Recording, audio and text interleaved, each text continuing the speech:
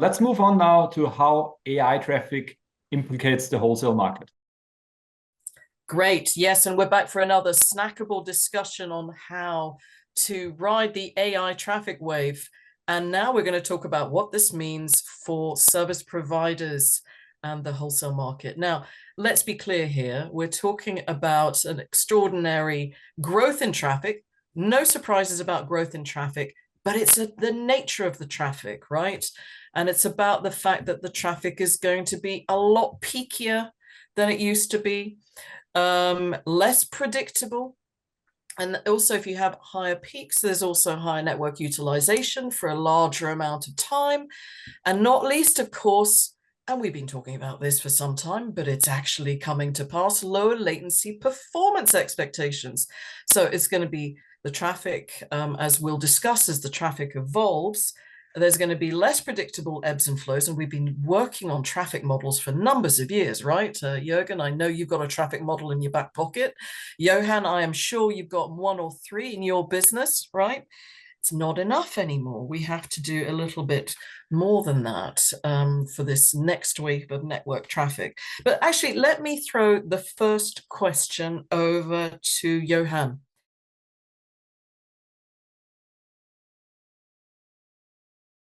And that is, when we're talking about this evolution of traffic, historically, everyone's been trying to do business in the wholesale game with the hyperscalers. But is it all about the hyperscalers we've known so well for the past 10 years? Or in fact, are there some new kids on the block? What's the impact of some of these new AI type of hyperscalers? Johan, do you want to tell us a little bit more about them? Yes, we started to see kind of a new set of customers, and we started to see a massive growth. We see the impact on the from the AI, especially in the US.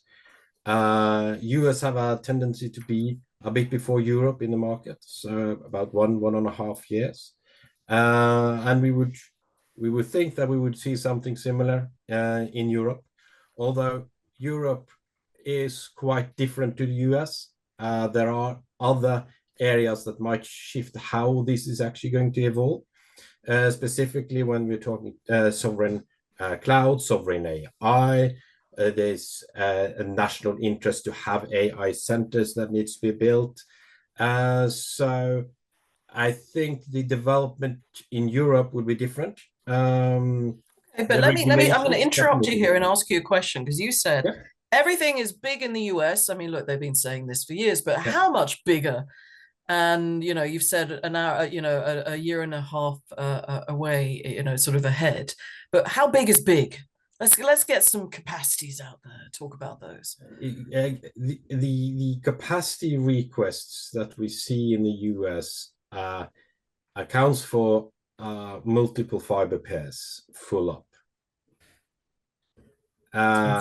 And we're talking about 120 terabits in requests, in single requests. Jürgen, are you impressed by that? I'm always impressed by the numbers, but I'm not surprised. We have had 100 gig around for so many years, right? It's been the workhorse of the industry. But if you look at the innovation evolution that we saw on the compute side, 400 gig is already old news there. We are seeing 800 gig interfaces into servers being aggregated up into clusters. And of course, that traffic needs to go somewhere as well. And while, in the case of a training, you see workloads staying very local. A training data center literally goes offline, talking to your peaks and troughs in traffic. That data needs to move in fairly quickly, because otherwise you might have idle compute challenges there. Hence, connectivity and compute really need to play together well there. Oh, absolutely. Absolutely. And I was just thinking we ought to put in a sense of urgency here, because, okay, we know the capacity is growing, and we estimate that it's going to grow, 4 times. It's going to be a quadrupling of capacity over the next few years. That's the normal pattern. But the difference is with AI, the peakiness of the traffic means you have to design the network differently, right? And so in terms of over provisioning. We're talking about an extreme situation, right? Where we are estimating that you would need to deal with this peaky traffic, which might be, it could be a whole hologram. Let's not, it could well be, it could be, that generative XR and a bunch of other things. You're going to need to have 20x the capacity to handle the peaks, right? That is a fundamental new demand, as well as trying to understand what it means to train these, language models, etc. Right, Jürgen? So it's a new language, new behavior. You can't sleep. No, and Camille, while we are working a lot of paper exercises right now on what peak you really need to plan for, I want to take two very extreme examples. One I already mentioned, you want to upload data to train a model, be it from enterprise or like these massive models like Llama 4 and ChatGPT, and they will require hundreds of petabytes of data to be transferred to one location for processing. But then think about an Apple Vision Pro, which is you go into talking about extended reality or in an augmented reality. And today it might be just a movie you are watching, but you have an 8K stream. We tested an Apple Vision Pro and we got almost a gig of peak utilization on the network, which is significant. And by the way, that doesn't include any generative AI in there. So think about the movie that we spoke about earlier that is generated on, for you, personalized, that you are then, delivering to your headset. Or a video conference where, you would be able to enjoy where I am right now, and you turn around and you're like, oh my God, I don't want to look at Jürgen anymore. I'm seeing this wonderful nature behind me. These are the applications that you're not going to consume 24/7, but you might want to consume them for just an hour. And then the network is really challenged all the way from the access into the core, international connectivity, back down to another user.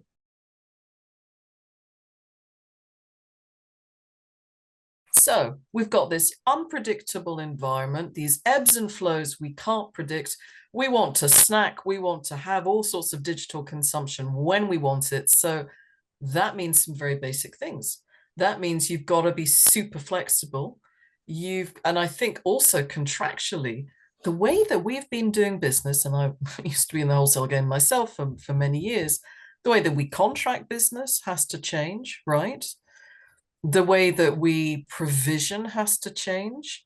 Oh, and let's not forget the environmental aspect as well. That power utilization that Johan, you were talking about, has to be auditable. You have to be accountable for that, right? So I personally think, I look at this 100 gig wavelength, which has been that sort of workhorse consumption. I wonder if that's really going to be enough, and that's why we look at these things such as, wavelength services, which have supported the industry for a number of years.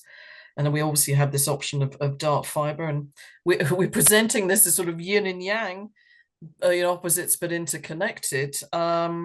I wonder if this is all that is really going to be enough really for wholesale buyers in this type of context. Johan, do you have some thoughts about that? Well, yeah, no. So the simple thing in terms of dark fiber, naturally dark fiber, then you build your PWM network and everything on it. That is a much more longer term investment, because you're building something and you have a plan for 10, 20 years, and you build it for that. You have the other end of wavelength that is, you can have a much more short time period. You can change, when the market is changing, when AI is changing, where you want to go is changing, then a wavelength is much more flexible. We also have, a middle in between if you don't want to do all the hassle of building your own dark fiber network. And that is, now it's called MOFN, or a Managed Optical Fiber Network. It's a name that has gone on for, or a new name, but it's really what has been called OPN, or network outsourcing, or managed network before. It's something that we have been doing for a number of years, basically building networks for customer and running it, taking that hassle away. But the challenge now with the capacity needs and that on the dark fiber level, there is a physical limit to how much capacity we can get through. It's called the Shannon limit. So that means that the capacity demands would just demand that a lot of fibers are being lit up to support the traffic. And Jürgen, you're seeing this too, right? Absolutely, and I love staring at this yin and yang, because at the end of the day, every dark fiber needs to be lit up. Yep. And as we spoke about 100 gigabit increments in the past, we're talking 400, 800 gig increments these days. So it is critical that you create that capacity. And just referring to the recent 1.6 terabits that we have deployed, this is really where the magic happens, where the flexibility to power an ecosystem, where maybe an edge cloud site that does some training, some inference, some tuning, requires some quick connectivity through, let's say, the Aurelion network. You've got to be able to have that on a very efficient optical layer, and the remaining traffic, and Johan said it earlier, on the IP side will still remain, will still grow. But we got to understand machine to machine has very different requirements than human to machine in that sense. But not only that, I remember something else that you've said, which I completely agree in some of the ways that I've looked at the market as well, is that nowadays we need to think more, not just about the capacity, but actually the absolute orchestration of the capacity with that workload, that cloud, that AI workload. And I think that, again, changes the dynamics of a global market if you're a buyer of capacity, because you've got to think about that orchestration and also consider some of the maybe regulatory aspects around the sustainability of the purchasing that you're making of that, the workload, the capacity itself. And so I think we would agree that there is more and more evidence of unexpected new types of locations that may be low cost, may be sustainable, to give alternatives for AI workload processing, right? And that will also in of itself change some of the traffic dynamics, don't you think, Jürgen? Absolutely. So Johan mentioned it a couple of times, power, power, power. Where in the past it was about getting real estate to place your servers. Now you can sell off that real estate because you just don't have enough power to run that compute. And hence, as those data centers are popping up everywhere, partially without connectivity, they will eventually be connected. But let's also be real about the types of traffic that flow in and out. You might have a very powerful cluster sitting up in the Nordics, which is very green, runs very efficient. But what happens if you need to transfer a big training workload due to some external factors, or just based on commercial reasons, from you have the Nordics up here into Iberia? Well, then somebody like Aurelion will be asked to commission 120 terabits for a couple of hours to go and get them going. But this cannot be I'm going to send you an RFP, please respond, then let's plan a couple of weeks to commission it. This needs to be all very, very automated, API driven. And so that orchestration, sometimes even across operators, will be absolutely critical to fulfill those needs of that large data consumption or large data transfer at an ad hoc basis. Yeah, Johan, I don't think you've got cupboards full of physical contracts anymore now, do you? But you have spent a lot of time and effort building up, your interconnects, your APIs and other things, right, Johan? Yes, so naturally we do build a network with a lot of connectivity to all cloud operators in order to transfer data there. I think we have one of the best connected ones in terms of connecting to most of these cloud operators. And that is helping shifting the traffic, because we also know that there's a lot of traffic also shifting between the clouds. So it is connection between cloud operators, because some is good on this application, another is better on this application, and the traffic is shifting. So that is the level of knowledge that you need to have to support your customers. And you're saying that Aurelion is already thinking about that. So that certain cloud providers are better at some things, so they'll be more aligned to certain types of customers, downstream customers, for instance. I mean, that's a complete change to the wholesale market as we once knew it, which was very sort of hands-off. Now you need to have that intimate knowledge to be a player in the wholesale market. That's quite a different dynamic. Yeah, that's how we need to be able to act in order to understand where we can provision the traffic and where we should plan the traffic, because we can't have shed loads of install shed loads of traffic and let it stay idle. So we need to keep much more of an eye on what's going on in the market. I'm intrigued to know if you internally, you don't have to share all your secrets with us today, but if you have a list of destinations where you think are going to be the new ones where you're going to have to build capacity and all the rest of it. It's going to be it was hydropower in Canada this month, and next year it's going to be Ethiopia with, I don't know, solar or whatever it might be. You've got sort of a list of places that you're thinking about. We don't really have a list of places, but we're following it. It's another area that is also interesting is actually these new small nuclear power station that can be put close to data centers, and that will as well shift, because it's low carbon, but it would shift probably towards areas where there is a good regulation and knowledge about nuclear power. And so you've illustrated that to be a credible leader in the wholesale market, you need quite a different layer of knowledge. And as a customer in the wholesale market, I suppose it would be important for you to share, how you think those wholesale customers should prepare, indeed, for that really fragmented world. Go on. Yeah. So of course, given that a lot of the traffic will go into areas where there's power, less networks, the best way is actually start cooperating with the local providers that are there in order to create some kind of an ecosystem so you can connect to the different areas. And that's what you've done, essentially. That's what you've been doing, right? We are working on it, and it's not a work that is done, I think, because it shifts where it is.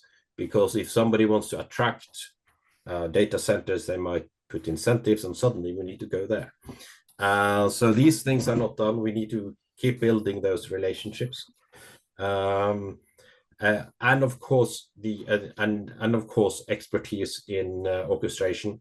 It will become critical in terms of the AI workload, and also there needs to be a bit more flexibility in the contracts than what we are used to, because things will shift. There is areas that will be of importance now, but not maybe next in a few years, and to be connected to too long contracts might not be of a good value. And not least, of course, what you're providing, because you can't just like the contract can't be static, neither can the solution, right, Johan? No, it needs to develop, it needs to go with the time, and it needs to kind of try to aim as much flexibility, but at the same time, we can't over provision and have a lot of idle capacity. So it's a balance then.